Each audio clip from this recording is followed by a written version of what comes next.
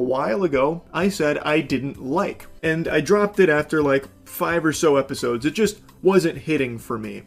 But recently I wanted to give it another shake, another spin, because I've seen perpetual glaze for it, and I thought, let's just really commit to it and let's watch the series. So we're really pretending that Frieren, Beyond Journey's End, is the greatest anime ever made? Really? The same people who called every seasonal isekai mid are now acting like this slow-walking elf therapy session is peak fiction. Today we're talking about Frieren Anime Review. Why Frieren, Beyond Journey's End, might be the most overrated anime of the decade, and why everyone on MyAnimeList and Reddit suddenly decided this was the second coming of storytelling.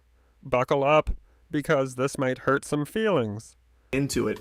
Like, it was a very nice looking show and it was very comfy and cozy, but I just wasn't getting invested into the world or the characters. But I just keep seeing and have always seen so much praise for it that I just thought, you know what, let's just watch the whole thing, and if it's really not for me, it's not for me, but at least I, consumed the entire thing to know for sure. Which is... Let's start with the pacing. You mean to tell me that watching an immortal elf stare at sunsets for 5 minutes straight is cinematic masterpiece material? Where are the stakes? Where's the urgency? People say it's atmospheric fantasy anime and deep character-driven storytelling. But sometimes it feels like the show forgot it's supposed to entertain. Yes, the animation by Madhouse is beautiful. Yes, the soundtrack is emotional. But if I need 3 cups of coffee to get through an episode, maybe, just maybe, it's not flawless. Typically not a philosophy I subscribe to. I think, like One Piece, for example. I, out of spite, committed to watching the entire One Piece series, but it took me like fucking 400 episodes to fall in love with it. I don't think it's reasonable or rational to expect everyone else to go through with that level of headstrong commitment for something that you weren't immediately loving. I think it's totally okay to drop something after a few episodes if it's just not feeling like it vibes with you. But for Frieren, I just continue to see amazing things, so I said, let's do it. I want to give it another shot, and I'm really happy I did, because this time around, I genuinely thought it was like a masterpiece. I think Frieren is incredible, and now I'm super pumped for Season 2. I think it was such an amazing experience. I don't know what demon crawled up my ass the first time I watched this, but it must have been clouding my vision with sin and folly, because I was a big... The hype machine went insane. Best fantasy anime since Fullmetal Alchemist. Anime of the decade. Better than Attack on Titan. Slow down. Are we grading on vibes now? Because if we're talking cultural impact, world-building intensity, and jaw-dropping plot twists, let's not rewrite history. The internet crowned Frieren king before it even finished airing. That's not organic praise, that's momentum. When an anime becomes trendy, suddenly everyone's calling it a 10 out of 10 masterpiece, like they're afraid to say otherwise. Dummy back then, I suppose. And looking back on it, it's weird because I've never had an issue with slow burn in media, whether it's games, movies, shows. In fact, some of my favorite are more of a slow burn experience, which Frieren definitely is. But I don't know, I guess just initially I didn't get hooked by the concept, and Frieren as a character wasn't someone that I felt I could care about across many episodes. And I think that's probably because the show does something I don't think any other shows I've ever seen have done. It starts you at the end of a hero's journey. Frieren's previous party had just completed the major task, defeating the ultimate evil, saving the world. You as the viewer don't get to see that happen. You don't watch the show that focused on that hero's journey.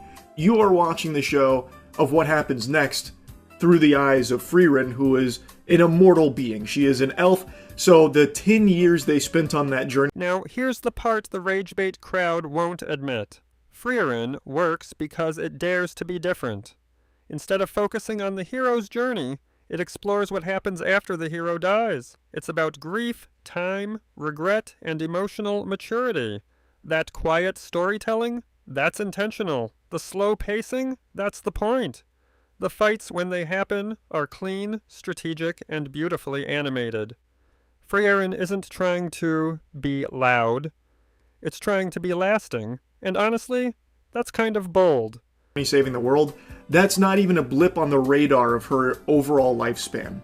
And the way she views the world around her is like very distant and removed emotionally because everything she is experiencing is so trivial in the grand scheme of her never-ending life. Her extraordinarily long life, all of this will be meaningless at some point. So she's very apathetic. There was a comparison I drew on my first watch that I still think is somewhat applicable, where there is a game, an amazing game I played a long time ago on the Xbox 360 called Lost Odyssey, that kind of tackles occasionally similar things as Frieren through like some short stories in the game.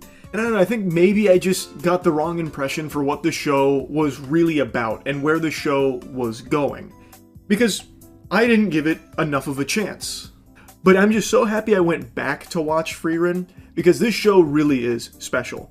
And even the first 4 or 5 episodes this time around, I was a lot more gripped by.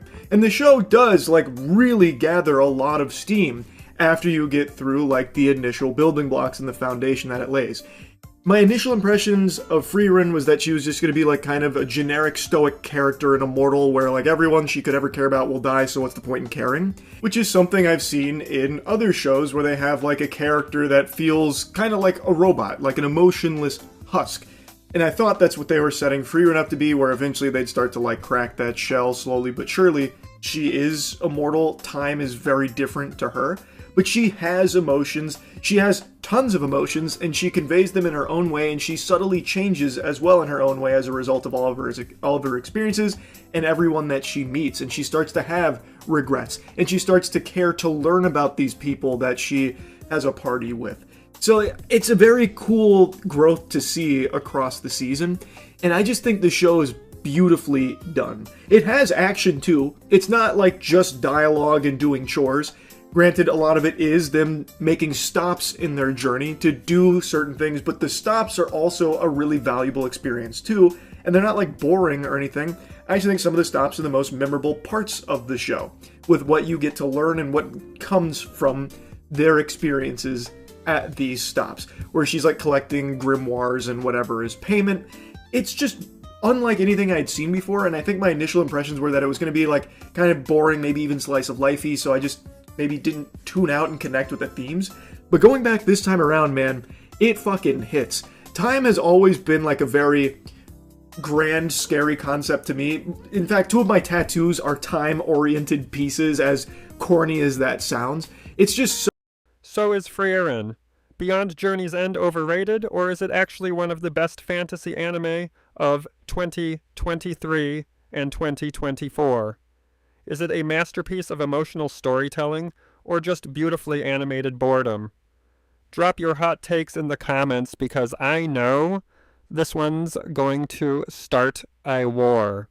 If you're searching for the honest truth about Frieren anime review, best fantasy anime ranking, or whether Frieren deserves its high MyAnimeList score, you just found it.